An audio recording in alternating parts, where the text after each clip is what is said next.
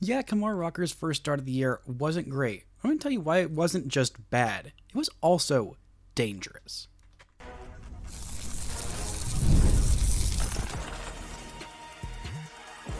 You are Locked On Rangers, your daily Texas Rangers podcast, part of the Locked On Podcast Network, your team every day. You are locked onto the Texas Rangers, the first and best daily Rangers podcast. I'm Bryce Patrick, a cripplingly addicted Texas Rangers fan, covering this team for 12 seasons, including all 7 as the founder and host of this podcast. Thank you all so much for making Locked On Rangers your first listen every single day. If you're not already, you can follow me on Twitter at Bryce Patrick. You can follow the show at Locked On Rangers. Hit subscribe on your favorite podcasting platform and on YouTube, where the best way you can help grow the show is to comment nearly any single thing below. Now, on today's show, we're talking about why Kumar Rocker's first start of the year wasn't just bad, it was dangerous and, dare I say, bordering on malpractice. We'll talk a little bit about this offense and a former Ranger being suspended for PED use. But before we get into all that, today is brought to you by FanDuel. Right now, new customers can get $200 in bonus bets when your first $5 bet wins. Now, last night, the Rangers lost a real nail-biter, 14-3 to the Cincinnati Reds. An absolute bummer of a game, and honestly, downright unwatchable at times. And not just because the Rangers lost by a million runs. I think we've all seen that before every once in a while. But the way that it happened was incredibly frustrating and, dare I say, dangerous to their potential future ace, Kumar Rocker. His first start of the season did not go according to plan, giving up 3 runs in the first inning, 3 runs in the second inning, and I could not believe he was out there for the third inning. Not because he had already given up 6 runs, because of his pitch count.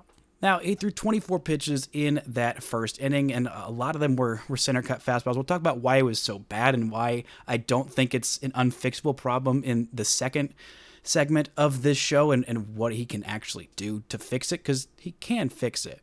But in that second inning, after he had already thrown 24 pitches, after the Rangers hitters went down almost in order in that next inning, because Brady Singer works so fast on a cold Ohio night in the 40s, Rocker was back out there pretty quickly. Now, at 24 pitches in an inning, that's not a quick inning. It's not that terrible. If you're on a normal 100 pitch count, that'll get you through 4 innings, maybe get you an out in the 5th. So not ideal in terms of length for a bullpen that's already been taxed, which we'll talk about later on. But it's not exactly quick, and it was a lot of hard contact, a lot of even the outs. It felt like everybody was squaring Rocker up. We'll talk about why in the second segment, but he goes out there after 24 pitches, and he is just struggling. It is a lot of long at-bats, a lot of loud contact, a lot of misses, and he throws 38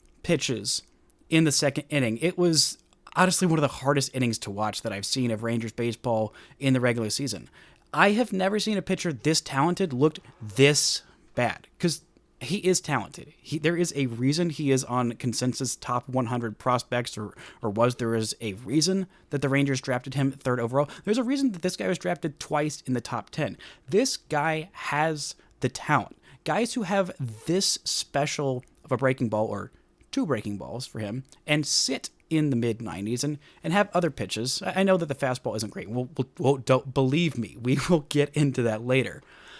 But there's a reason that this guy is hyped. He's not a bad pitcher, but this was a bad outing. And if you remember this spring, multiple times about both Jack Leiter and Kumar Rocker, I said these guys aren't quite ready, but I think they're going to be ready enough to stick around for at least a couple trips through the rotation. But there are going to be some stinkers, because when these guys miss, they get hit hard, real hard. And that's exactly what happened here. But throwing 38 pitches in an inning, the fact that he even finished out that inning was surprising to me, because if you throw more than 30 pitches in an inning as a starting pitcher, you probably shouldn't be out there in the next inning. Probably just for health concerns. Then he came back out there in the third. He threw 12 pitches, so 74 pitches on the day. You might see that and think, oh, that's around 24 pitches an inning. You know, that's fine for a young rookie. But it's not. It's absolutely not. I just got finished reading The Arm by Jeff Passan, a book very comprehensively talking about the history of arm injuries and elbow injuries, Tommy John specifically, which Kumar Rocker is also returning from last year, as is 3/5 of this opening day rotation. Mahle, DeGrom, and Rocker. And we've heard a lot about how the Rangers are working and doing everything to keep DeGrom healthy and to make sure that he's not being stressed too hard. And, we even saw the Rangers pull Tyler Mahle on Saturday when he had been taxed quite a bit. I mean, Mahle, he threw 26 pitches in the first inning. He threw 35 in the second, and they pulled him with the bases loaded and 2 outs. They didn't give him a chance to finish that off. That's 61 pitches. And he did not come back out there because you can't, because this is a regular season game. And once you're pulled, you're pulled. Now, was that to protect Tyler Mahle? Because the Rangers are more concerned about him and his durability than Kumar Rocker? I don't think so. There was a different situation because the Rangers at that point were winning the game. They had a more rested bullpen than they've got right now.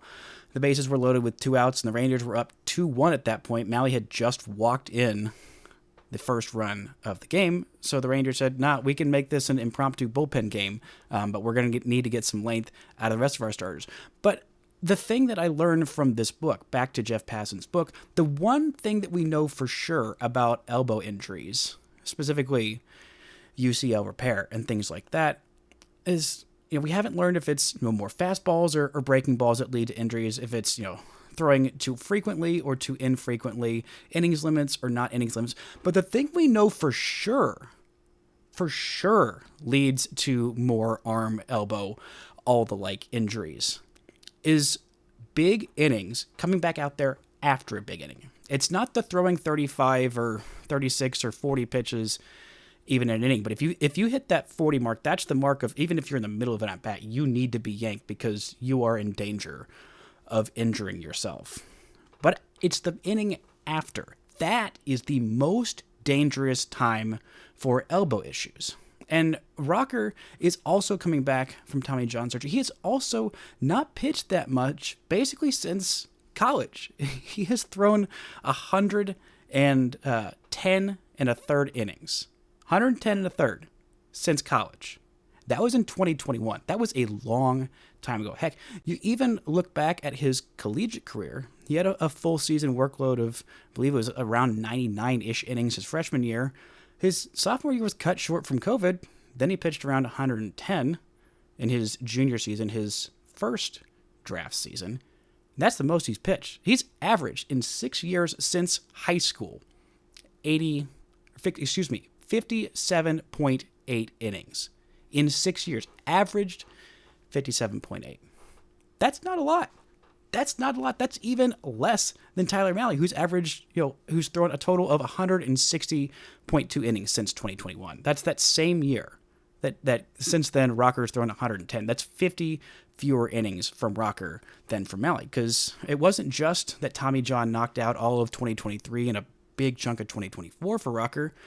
You look at the year that the Rangers drafted him, he only threw 20 innings in the Frontier League, and then he threw around 12 or so in the Arizona Fall League.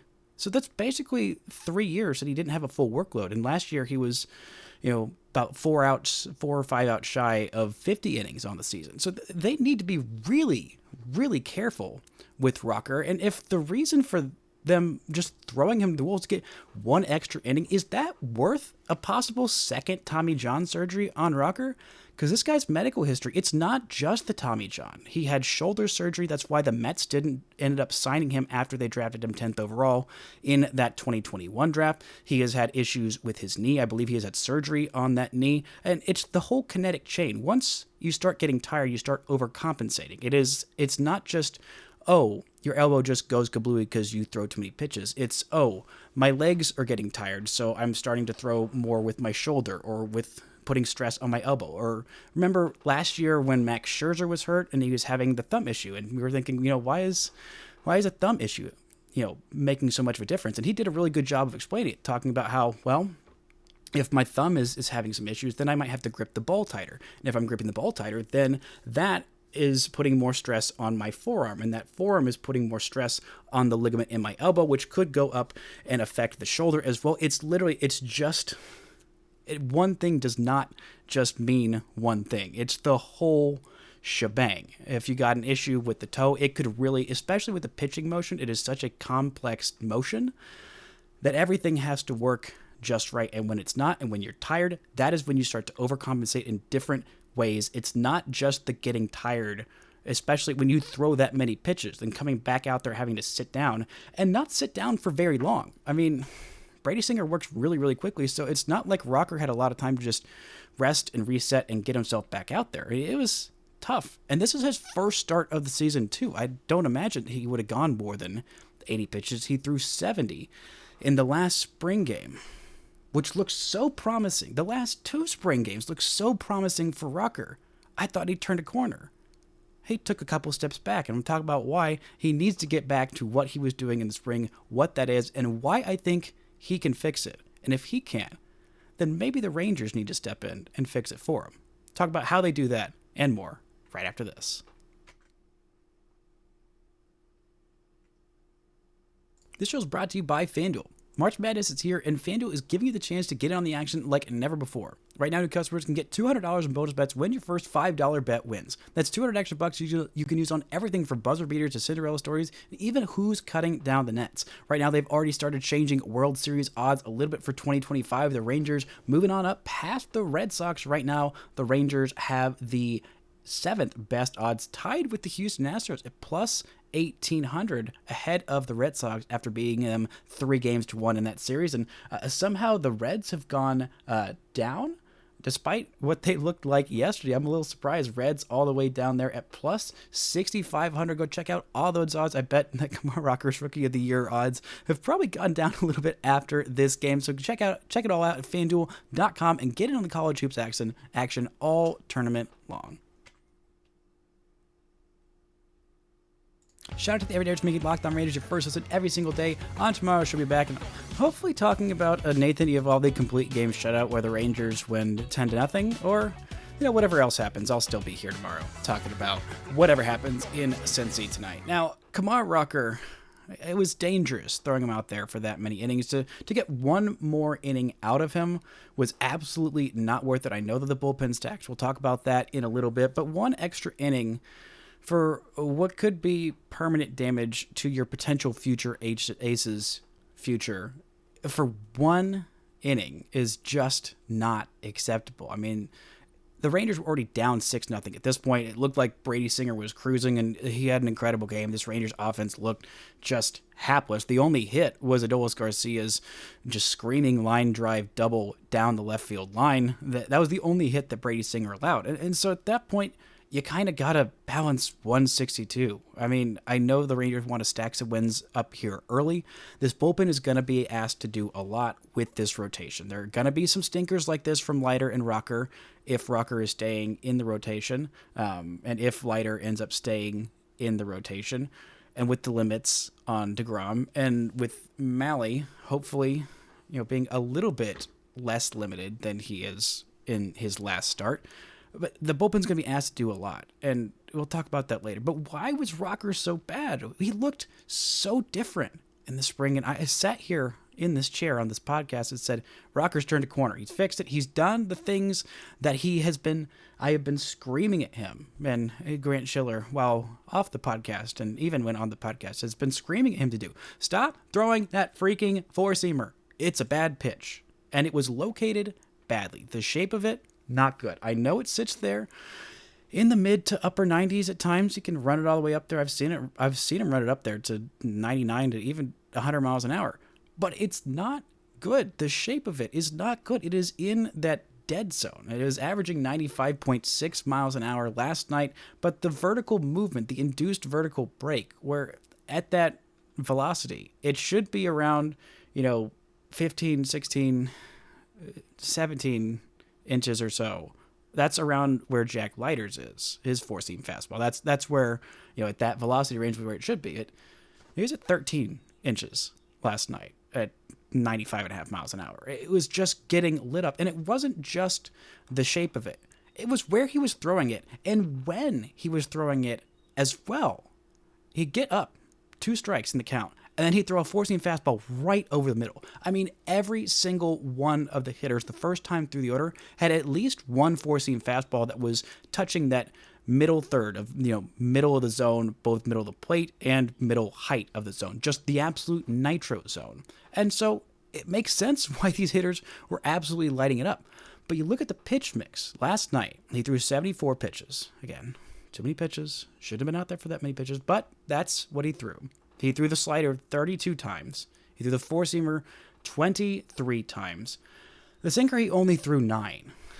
Just 9 times. That needs to be more. That needs to be significantly more than the four-seamer. Or if not significantly, at least equal to the four-seamer. Give them 2 different looks so when they see velocity coming out of the hand, they don't just immediately know it's going to be a flat four-seam fastball that they can just sit on and crush. And he threw the changeup 9 times, and he only threw the curveball 1 time. Just 1 time. That was his best pitch this spring. It was by far his best. Went back and looked at that last outing where he went 4 innings, where he allowed 3 walks in those 4 innings to the Royals, but he struck out 8, and he looked fantastic. Fantastic in that final tune-up game at Globe Life Field on Tuesday of last week. Less than a week ago. He threw the sinker 23 times in that game. He threw 70 pitches. The sinker, he threw a third of the time. He threw the curveball 21 times. The four-seam fastball 18 times. Now, the cutter and the slider he used significantly less. He actually threw cutters in that one. He only threw the slider twice. He only threw the changeup once. In this game, he went to the slider a whole lot more. He only threw that curveball once. The curveball he could land for strikes and quality strikes at that as well. And the fact that he went away from that and the sinker, the things that were working so darn well, just boggled my mind. I saw him shaking off Jonah Heim quite a bit in this game. And as a rookie who has 3 major league starts under your belt, I've got to believe that it was Rocker shaking off Jonah to the four-seam fastball. And I can't understand why at this point. I mean, my best guess is that he really feels comfortable with the four-seam fastball. He feels like he trusts it more than he should. But this is a smart kid. This is a kid who went to Vanderbilt, who has known how to pitch for a long time and pitches smart for the most part. But this pitch mix is not smart. He's got to know that the four-seamer is not a good pitch. There's no way the Rangers in the pitching meetings aren't telling him, hey, this is not a good pitch, and also you're throwing it right down the middle of the plate. I don't care how good your pitch is, how good your four-seam fastball is, whether it's, whether it's literally Jacob deGrom's 2021 fastball that was sitting 99 miles an hour, going all the way up there to 103, unless it's that, which this fastball is not, you can't just keep throwing it right down the middle of the plate. I mean, Jonah Heim at this point, I don't know what it comes down to. Just Jonah Heim and Higashioka and Mike Maddox, they need to do a better job of getting by and getting trust from this kid. I mean, this is something that they need to work on with him, of just saying, hey, you've got good stuff.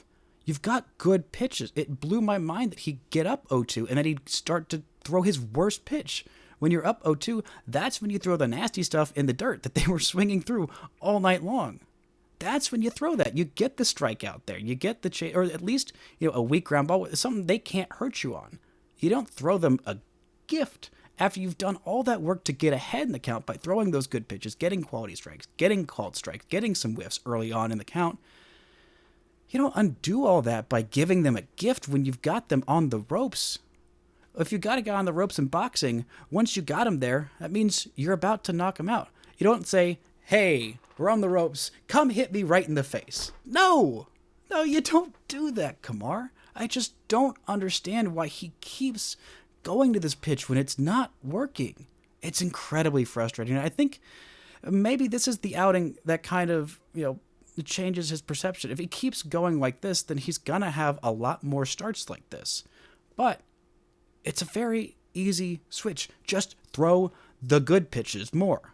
Throw the bad pitches less. And then, even when you throw that bad pitch, I mean, we saw he threw 18 four-seam fastballs, and he got 10 swings and 3 misses. A 30% whiff rate on the four-seam fastball. That was not a good pitch because he was throwing that sinker more, because he was throwing the curveball more. It set everything up. So where even if he really wants to throw that four-seamer, at least a medium amount, it makes it that much better when you've got the two different looks. You don't know exactly what you're getting. And the slider, I think, will work better when he's got that curveball working. I mean, it's two different variants of the same type of pitch. It's just, how hard he's throwing it. And the curveball, he was able to get it early on in counts, and, he only threw one curveball. That one curveball was the first pitch, the first time that he saw Elly De La Cruz. It was, kind of right in the middle of the plate, but it was the first pitch, so he was stealing a strike. And then the next time that he faced Elly De La Cruz, he tried to throw the harder version of that, and it wasn't a horrible pitch, but Elly remembered, he threw me a first pitch breaking ball. How about I sit on that and absolutely ambush it? And he got one right in the middle of the plate. It was down a little bit in the zone, but still over the plate and over the middle of it. And Elly De La Cruz crushed it for that 3-run homer. This was just incredibly frustrating to watch, but I don't want you to come away from this thinking, assuming that Rocker's going to be just fine for his next start out there, there's part of me thinks that he might end up going to AAA just a couple of times until they say, hey, stop throwing that freaking four-seamer, trust the sinker, trust the curveball, trust your good pitches, and trust your catcher and us who are game planning with you. We are here to help you. We are not here to hurt you. He has got the stuff to succeed at the big leagues right now. He's just not using it, which is incredibly, incredibly frustrating. But Rocker wasn't the only bad part of this game. Boy, howdy, this offense really didn't do a whole lot. Coming up, I'm going to talk a little bit why I'm starting to get concerned that Cory Seager is not quite right. All that and more right after this. This show is brought to you by SupplyHouse. Get the supplies you need from the site that's made for the skilled trades, SupplyHouse. Whether you're in plumbing, HVAC, or electrical work, SupplyHouse is the reliable way to order products online. Their easy-to-use website is packed with helpful resources and the latest product info to help you get the job done right. Plus, with a complex inventory of over 200,000 parts from 400 plus top brands, you'll find exactly what you need delivered fast from coast to coast. Need help with an order? SupplyHouse offers expert support and industry-leading service, so you'll always talk to a real person every single time. And for the trade pros looking for an extra edge, their free TradeMaster program even offers exclusive perks like a dedicated phone line, free shipping, and discounts on every order. Join the TradeMaster program today at supplyhouse.com/TM and start ordering plumbing, HVAC, and electrical supplies with just a few clicks. Plus, use promo code SH5 for 5% off your first order. That's supplyhouse.com. Now, just a couple more things on Rocker, because this is a very Rocker-centric episode, but before I get off it, the slider really was working last night. I think it would have worked even better if not for the curveball. It's hard for it to be working, that much more. Occasionally it did get blasted like that one by Elly De La Cruz, but he got 14 swings on it and 8 swings and misses. I mean, that's nearly 60% of the time that they were taking a swing, they were missing it, and they didn't put it in play all that much. They were chasing it down in the dirt a lot. He got 10 swings and misses in 74 pitches. That's pretty good. And I think that just making that pitch mix tweak will make him so much more effective. I don't want you to watch that start and think, oh, this guy sucks now, time to give up on him. No, absolutely not. I've said it a million times. I'll say it a million more on this podcast. Development is not a linear thing.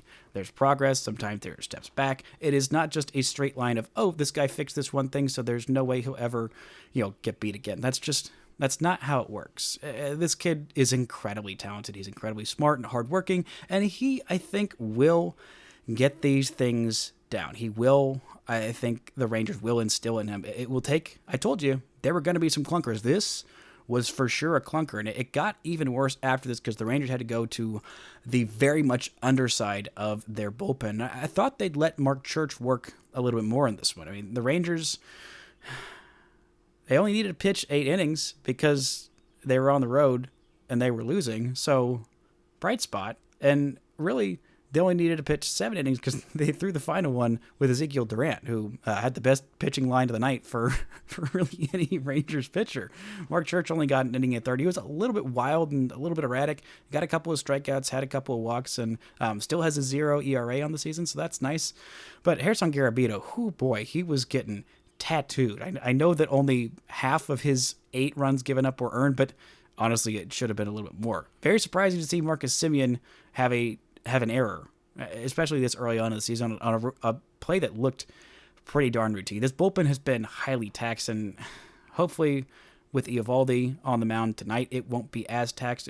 The A side of this bullpen will be a little bit more ready, and the Rangers will have an off day on Thursday. They had 3 off days in the month of April, which they will need every single one, but it's just a little frustrating that the Raiders didn't let Mark Church go a little bit more. Maybe they thought that there was still hope in this game, but the offense just wasn't doing much of anything. I mean, they didn't get shut out, so that was nice. They got a run in the 8th, and they got a 2-run bomb, the first bomb of the season, first bomb in a Rangers uniform for Jake Berger, an opposite field shot off of Ryan Suter, one of the slowest throwing pitchers in Major League Baseball, a soft toss and lefty that normally a loogie guy who throws just not very hard. And Berger, he's been hitting the ball hard, but it's been mostly on the ground, mostly the pull side. This fly ball in the air to the opposite field, a good sign for him. I mean, this Rangers offense is hitting the ball hard. They're getting hard hit balls from guys. I mean, Jonah Heim is hitting the ball incredibly hard. He's looked pretty darn good to start this season. Heck, even a double from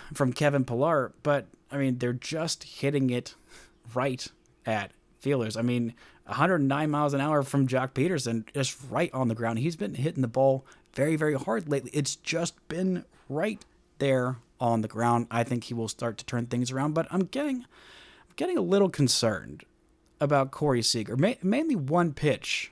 Maybe it's definitely an overreaction to look at one pitch, but it's a clear indicator. There was a pitch in the 3rd inning. Cory Seager, first pitch. Now, what do we know about Cory? What does everyone know about Cory Seager in the game plan? Do not throw this man a meatball. You do not get to steal a strike first pitch against Cory Seager, because this guy is ready to destroy whatever first pitch you're throwing at him. Think of his most iconic home runs. Remember when there was a high drive and it was tied in Game 1 of the World Series? First pitch. First pitch, he sat there and ambushed it. Remember the first pitch that he saw in Game 7 of the ALCS, that high fastball? Yeah, absolutely tomahawked that missile, crushed it. Most of his iconic home runs have been first pitches. Heck, even in, I believe it was Game 3 of the World Series, in an at-bat, in that, I believe that was the bullpen game. No, that was Game 4. It was Game 3 or Game 4, was his second home run of the World Series. They literally had a meeting on the mound to say, okay, here's what we do to Cory Seager. It was a right-handed pitcher. He threw him a first pitch changeup. They said, okay, we can't let this guy beat us. It was a close situation. That, I believe that was Game 3, because it was a close game. They went out there, had a meeting on the mound. The first pitch he threw, Cory Seager just tattooed that thing over the fence. When Cory Seager's right, he is ambushing first pitches, even good first pitches. And this first pitch that you saw in the 3rd inning, it was a sinker, 91 miles an hour, right down the middle. And he took it. He didn't just foul it off or miss it. He just took it, which is not Cory Seager. He's been dealing with a calf injury. He's playing hurt, not injured. And he hasn't looked quite right. He's had a couple of balls that he's squared up, but really that moment when you see Cory Seager taking a first pitch that's not in the dirt, you see him swinging at, back foot sliders that are literally about to hit his back foot. That's not Cory Seager. It just doesn't seem like he's quite right yet. I think he's just going to try and fight through it and play through it. And I mean, we saw Josh Smith miss a couple days, game and a half with an injury. Thankfully, he was back in the lineup last night. I've seen Josh Young go down on the injured list already, even though he probably only needed a week or so to get right, but he's going to get the full 10 days on the IL. I know he's incredibly frustrated about that, but his offense just needs to step up just a little bit. I mean, Adolis Garcia has been on a freaking tear lately. Marcus Semien has just not had great at-bats, and I mean, when the top 2 in your order after last night, I mean, their average combined, Cory Seager and Marcus Semien right now, their average combined is 319. That's not great. The OPS is, I think, it's below 800 if you combine the two. Marcus is at 255. He's had some quality plate appearances, but also a couple of really bad ones. He's had a couple of really, really quality plate appearances, like an RBI single. It was a 9-pitch RBI single that drove in Leo Taveras, which ended up being the winning run. I believe that was on Sunday's game. Seager's hit some balls hard, and he's gotten walked because he's Cory Seager, and pitchers are still terrified of him, as they should be. But the depth of this lineup hasn't quite showed up in the ways that we expected early on. I mean, Berger's been hitting the ball hard. Higgins been hitting the ball hard. Heim's been hitting the ball hard. Taveras has had a couple of quality plate appearances, but overall, not quite the formidable offense that we were promised. Again, this was, I guess, just Brady Singer on a heater. It's a little frustrating to see this offense just, I mean, when you're down 6 runs and it's 40 degrees outside and you're in Ohio, it's not exactly an ideal situation that anybody really wants to be in. And so it makes sense, especially with a pitcher that worked that quickly, and the at-bats were really, really quick. I don't know, maybe Brady Singer is just going to win a Cy Young this year, and he's actually incredible, and this offense is still amazing. But not scoring on Boston's bullpen for the entire 4-game series, not barely scoring at all. Now they at least scored on a bullpen. It took till the 5th game of the season, but they've scored on a bullpen. It was the very underest side of a bullpen because it was a 14-run game at that point that they saw the bullpen.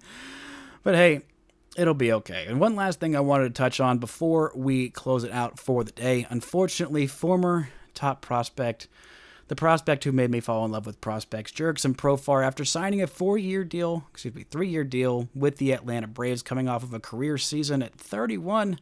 So excited for Profar. Had an all-star season for the first time in his career. And then early on, it has been really, really rough for the Atlanta Braves. But it got even rougher with Jerickson Profar testing positive for a banned substance. It is a substance that players particularly use after they have used steroids. I believe it was Manny Ramirez that was popped with this drug specifically. But Profar has been suspended for 80 games, suspended without pay. So this big contract that he got, he will be missing almost half of his salary for this year. I mean, $5 million is what he will be missing out on. And he will also be ineligible for the postseason. Just incredibly disappointing and frustrating from a guy who was an absolute delight in baseball, and I think still will be, but his reputation will definitely be tarnished a bit. And there'll start to be questions about, how did he have just a breakout season at 31 after years of being mediocre? I hope that those questions don't arise with him, and I hope that this was just a one-off thing that he took accidentally. That's what he says, and you know what? Maybe I'm stupid and naive, but I tend to believe him, and it's just incredibly disappointing for a guy who I really am very much still rooting for, but honestly very disappointed in. And poor Braves fans, they have it rough. They also placed their second best starting pitcher from last season on the IL with shoulder issues, Reynaldo Lopez, who is a converted from a reliever to a very good starter last year. And they also started the season 0-5, and they're in the middle of a series against the Dodgers. So rough for them, rough for Jerickson Profar, and a rough night for Kumar Rocker and the Texas Rangers last night. But hey, that's the good thing about baseball being back. You get to get right back on the horse and hopefully have at least a little bit better of a showing. Maybe less than an 11-run loss in tonight's game. That's going to do it for today's show. Thank y'all so much for listening and subscribing, and until next time, don't forget to enjoy baseball.